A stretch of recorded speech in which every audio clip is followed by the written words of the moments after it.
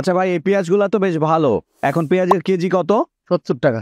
70 টাকা? হ্যাঁ, মানে আসলে 70 টাকা না 170 টাকা? খালি 70 টাকা।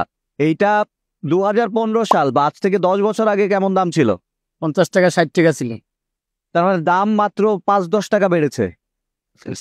আচ্ছা, এইটা বলার জন্য, এটা প্রমাণ করার জন্য আজকে আমি রিয়েল বাজারে আসলাম। আপনি কতবার দেখেছেন দেখেন এই 10 বছরে যে পেঁয়াজের, কাঁচামরিচের, পটলের দাম 2 টাকা, 5 টাকা, 100 টাকা বেড়েছে? এটা নিয়ে কত টেনশন হয়।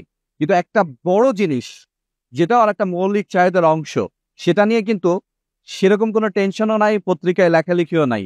এটার নিশ্চয় একটা গোপন কোনো রহস্য আছে, সেটাই আজকে উন্মোচন করব। দাম তো অনেক প্রোডাক্টেরই বাড়ে, কিন্তু এই আলু, পটল, পেঁয়াজ, কাঁচামরিচের দাম বাড়লে এটা নিয়ে এত বেশি লেখালেখি কেন হয়, এত বেশি টেনশন কেন হয়? কারণ এটা মৌলিক চাহিদা, বেঁচে থাকতে গেলে এটা লাগবেই।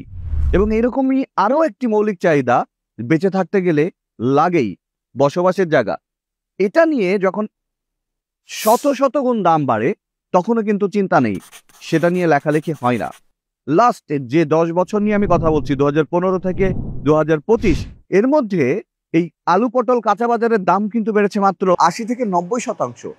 কিন্তু এই একই সময়ের মধ্যে এই ভবন বা ফ্ল্যাট বা জমির দাম বেড়েছে 800 থেকে 900%। কতবার দেখেছেন এটা নিয়ে টেনশন করতে, লেখালেখি করতে? হয়নি কিন্তু। কারণ আমাদেরকে অন্ধকারে রাখা হয়েছে, আমাদেরকে খানিকটা নির্বোধ করে রেখে দেওয়া হয়েছে।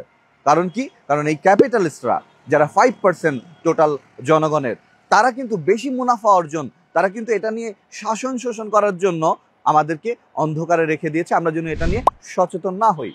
সুতরাং আমরা যে ওই যে অনেক কষ্ট করে ভাড়ায় থাকি আর টাকা জমাই, জমিয়ে জমিয়ে একদিন একটা বাড়ি কিনবো, এই স্বপ্ন দেখি, কোনোদিন পূরণ হবে না।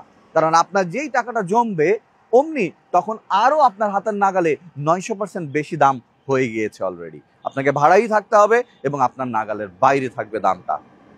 এটার স্টেপ নাম্বার 1 টাকা জমানো না, বরং স্টেপ নাম্বার 1 হচ্ছে সচেতন হওয়া। এই সচেতনতা যত বাড়বে, তত বেশি আমাদের অ্যাবিলিটির সাথে তাল মিলিয়ে আমরা এরকম একটি মৌলিক চাহিদা পূরণ করতে পারবো। এটা নিয়ে আপনারা জানেন যে দ্য প্রিমিয়াম হোমস লিমিটেড কাজ করছে, সে কারণে শুধুমাত্র রেগুলার অ্যাপার্টমেন্ট না, আমাদের কিন্তু একটি কন্ডোমিনিয়াম, সেটাও হাতের নাগালের মধ্যে, মধ্যবিত্ত বা স্বল্প আয়ের মানুষেরাও এরকম একটা কন্ডোমিনিয়াম লাক্সারিয়াস ফ্যাসিলিটি সহ কিন্তু পেয়ে যাচ্ছে মাত্র 4200 টাকা স্কোয়ার ফিটে। এবং অন্যান্য যে সিঙ্গেল অ্যাপার্টমেন্ট আছে, সেটাও কিন্তু 2900 টাকা স্কোয়ার ফিটে আমরা অফার করতে পারছি, ল্যান্ড শেয়ার মডেলে, ল্যান্ড শেয়ার সহ। এবং আমাদের আরো একটি স্বপ্ন আছে যে এটার প্রাইস আরো কমিয়ে মান্থলি 20,000 টাকারও কম কিস্তিতে এটা কিভাবে ইনস্যুর করা যায়।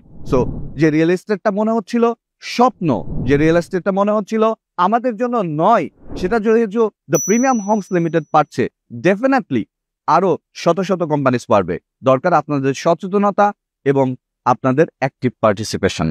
I hope the premium homes লিমিটেডের এই মিশনটা আপনাদের সকলকে নিয়ে আমরা এগিয়ে যাব এবং সফল করব, বদলে দেব এই রিয়েল এস্টেটের ফুলিয়ে ফাঁপিয়ে মুনাফা করার গল্পটি।